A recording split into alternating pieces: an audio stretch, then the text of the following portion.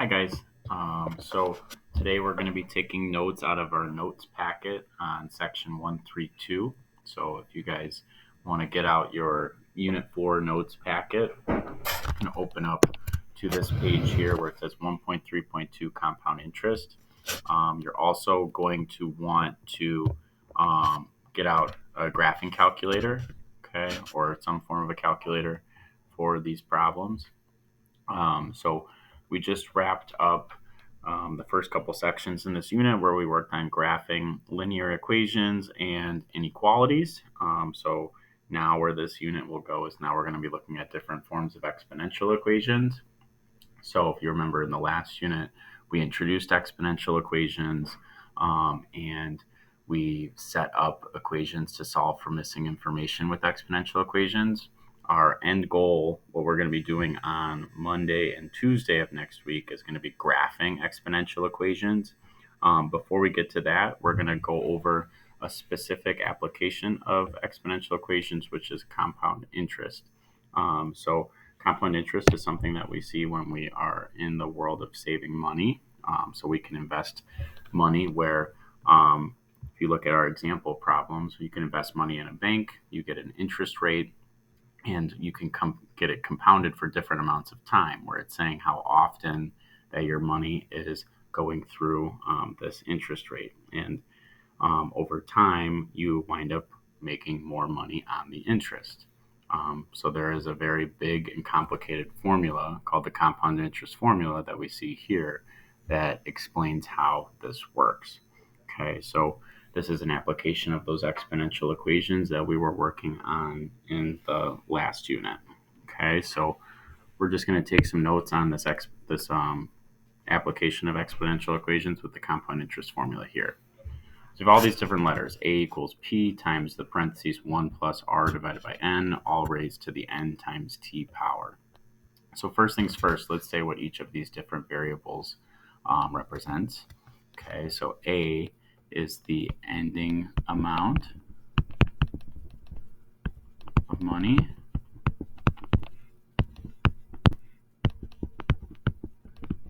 Okay, so some number of years down the road, A represents the amount of money you make at the end. Okay. P in front, just like an exponential equation before, this value represents the initial value, or the fancy word for the initial value is the principal when it comes to money. Put in parentheses the initial amount of money.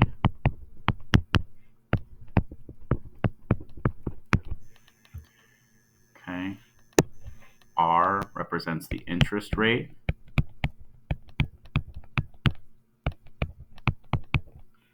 Say in parentheses as a decimal.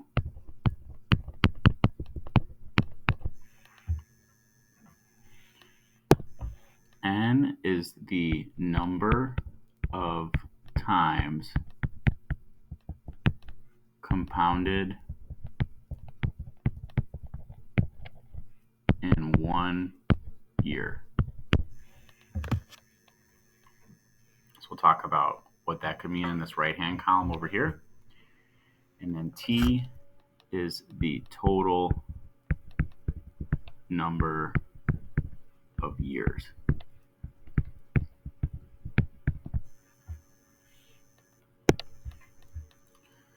So we said N was the number of times we're compounding our money in 1 year. So N, the number for N could change depending on the context situation. So these are just examples of different numbers of times that we could see things compounded in terms of their phrasings. And our job is to figure out what N would be then. So if it says that our money is compounding yearly or annually, well then if N is the number of times we're compounding in 1 year, N would just be 1. Versus if it said that our money was compounding semi-annually, that would mean that our money is compounded twice in 1 year, so N would be 2. Quarterly in 1 year, well there's 4 quarters in a year, so that would mean that N would be 4. Monthly, for thinking about how many times we're compounding in 1 year, well there's 12 months in a year, so N would be 12. Weekly, we have to think about how many weeks there are in a year. We talked about this early in the semester. 52 weeks in 1 year. And then if it says compounded daily, Then we have 365 days in a year, so n would be 365. So depending on the problems, we'll have to be able to read through and figure out what n should be given the word context. Okay, so our main goal for today is going to be if we're given a compound interest situation where we are given the principal amount of money, the initial amount of money, we're given an interest rate R, we're given a number of times it's compounding in 1 year, and we're given a total number of years, can we figure out the ending amount of money that we have? Okay, that's what we're going to do down here. So example 1, it says the Adams family is investing $1,205 at a bank with a 4.2% interest rate. It says it's compounded quarterly. How much money will they have in 15 years? So let's just figure out this important information first. If it helps, maybe let's rewrite out this new fancy formula. A equals P times 1 plus R over N, all raised to the N times T power. Okay. So in this situation, our initial amount, remember that's P, the principal. Okay, we'd say that P is $1,205. Our rate written as a decimal, that's R, right? Our interest rate is 4.2%. So we have to change that to a decimal. So move the decimal place 2 places. So R would really be 0.042. The number of times we're compounding in 1 year, that's N. In this situation, if we're compounding quarterly, well, there's 4 quarters in a year, so N would be 4. So now putting all of our numbers in the places they belong, we could say A equals, okay, so now we have P being our principal, the 1205, times 1 plus R is 0.042, all over N being 4, to the 4 times T. Well, T says 15 years, so times 15. Okay. So now we go over to our calculator. We want to type this in just how it looks. So we'd say 1205. One sec, let's fix that. 1205, parentheses, 1 plus 0.042 divided by 4, close our parentheses, caret key, and then 4 times 15 is all together, so parentheses, 4 times 15. If you have a newer calculator, you wouldn't have to necessarily put in the set of parentheses at the end if it raised it, but we see here we have to put parentheses around the 4 times 15. Okay, so we get 2255.10. It's money, so we want to round to 2 decimal places. Okay, so we have 2255.10.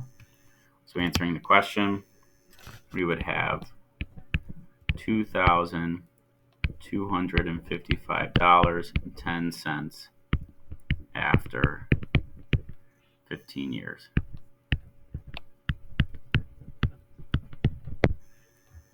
Okay. So that's the basic gist of what we're going to do today. We're going to do different examples where we have to use the given information in this compound interest formula to find the amount of money that we have after a certain number of years. Let's try some more. So let's flip over. Look at example 2. So an investment of $3,500 earns 2.95% interest, compounded semi-annually. How much money will we have in 20 years? Okay. So our initial amount, if we want to just write out our equation again, that would be A equals P times 1 plus R divided by N to the N times T power. Okay, so initial amount, that's P, right, our principal. Said our investment was $3,500. Our rate R written as a decimal, Well, 2.95%, we can move the decimal place 2 places. So now R would be 0.0295. We don't want to round there. Leave it exact, 0.0295. Number of times compounded in a year. That's the semi-annually. Semi-annually would mean that it's compounding twice in a year. So N is 2. Okay. So now we can put everything into our equation. We don't really need this blank. Put all these values in. So we could say A equals 3,500 times 1 plus R is 0.0295 over N is 2. 2 times T, 20 years. Okay. So let's put this in carefully into our calculator. Okay, so we have 3,500 parentheses 1 plus 0.0295 divided by 2. Close our parentheses. Caret key parentheses 2 times 20.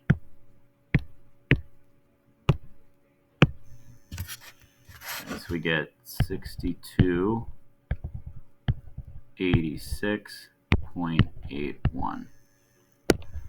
Answer 6286.81 after 20 years.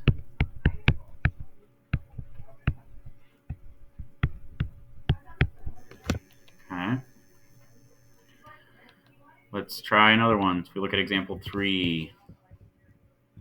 So let's write out our general equation. A equals P times 1 plus R divided by N to the N times T power. Let's see if we can pick out all the important information. P, 7,600, right? Investment of $7,600. R, our interest rate, 1.97, so we need to move that 2 places. 0.0197, and don't round anything, keep it exact. It says compounded daily. Okay, so that would mean N is 365. And then lastly, T, the total number of years, 14 years.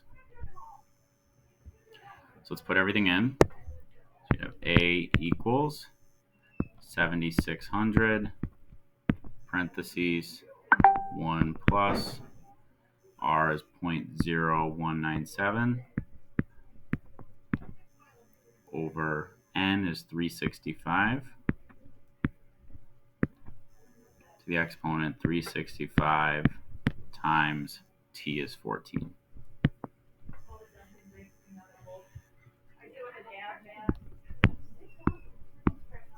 Okay, so let's type this in carefully into our calculator. 7,600 parentheses 1 plus 0.0197 divided by 365. Close our parentheses, caret key, parentheses, 365 times 14. So we get 10,013.57.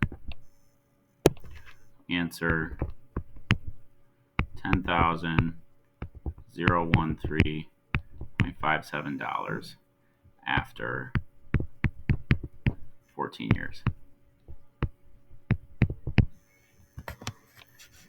Why don't you guys try to set up example 4? So why don't you pause the video, try to do example 4, and then check your work. Okay, let's see how we did. So A equals P times 1 plus R over N to the N times T power. Let's identify the important info. Investment of $30,000. So P, 30,000. R, our interest rate, 1.4%. Got to move it 2 places back. Let's change it to a decimal, 0.014. Compounded weekly. N, we think how many weeks are there in a year? 52 weeks. T, total number of years that are passing, 25 years. Let's put everything in. A equals 30,000, parentheses, 1 plus, R is 0.014, divided by N, 52, to the N times T power, so to the 52 times 25 power.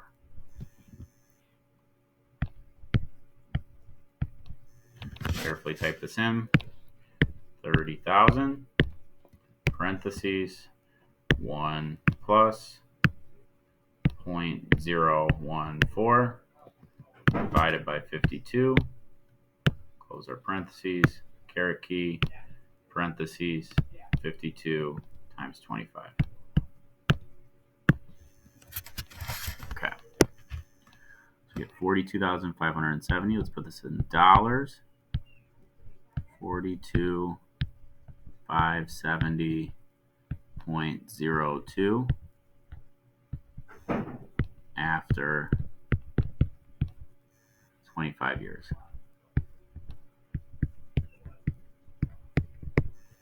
Okay. All right, let's flip the page. Okay, so now we just have a comparison activity. So this one, it says, studies show that the average American has $4,878 in credit card debt with an average interest rate of 12.78% compounded monthly. If it took the average American 20 years to pay off their debt, how much would they be paying in total?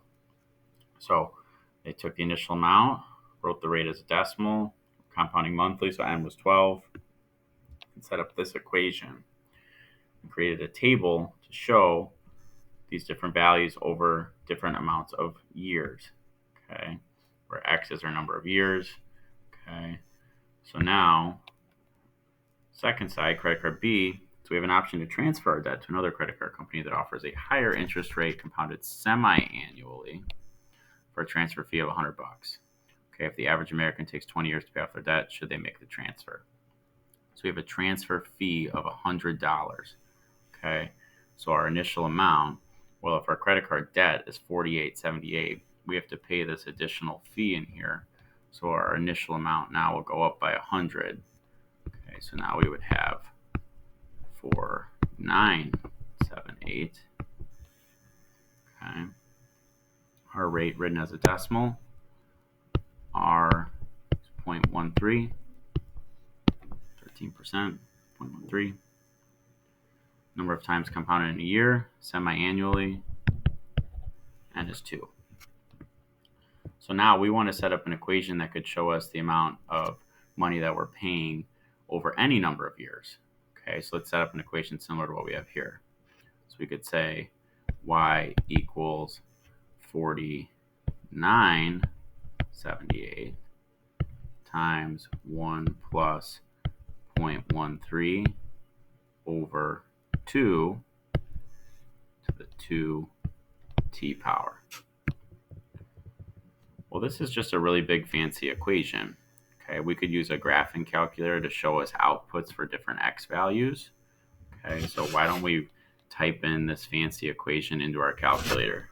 So if we hit y equals, we can type this in, 49.78 parentheses 1 plus 0.13 divided by 2, close our parentheses, caret key, parentheses, 2x, right? X is right next to that alpha key. If you're like, wait, are you using x when you use a t here? Same thing, that's our input. So now if we want to make a table that goes up by 2s, that's like what we did this previous week. So we can go into our table setup. So we can hit second window to go into our table setup. We're starting at 0. Let's make it go up by 2s to match the table that we have here. Now we can pull up our table. Okay. So let's just write down all these different numbers here. Okay, so we have 49.78 78. For 2 years, 6404. We have 8238.6. 10,599. We're just copying down all the values.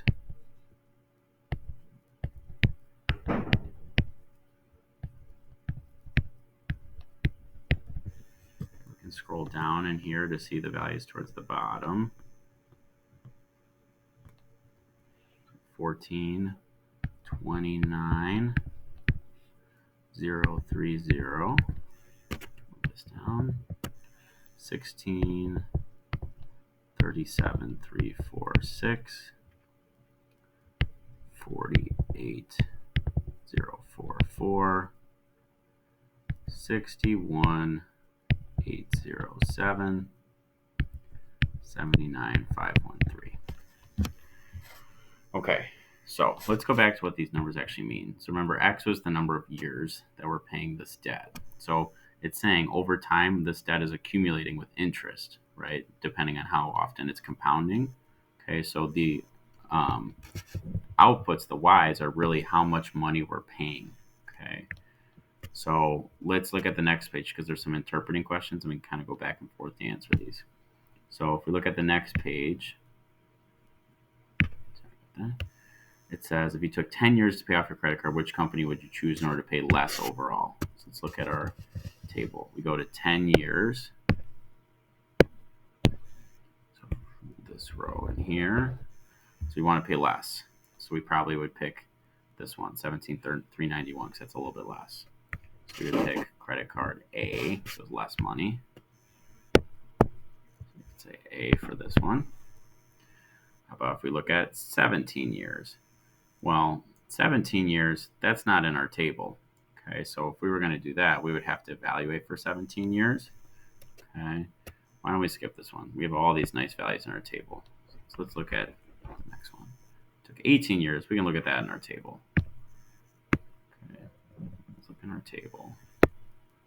18 years.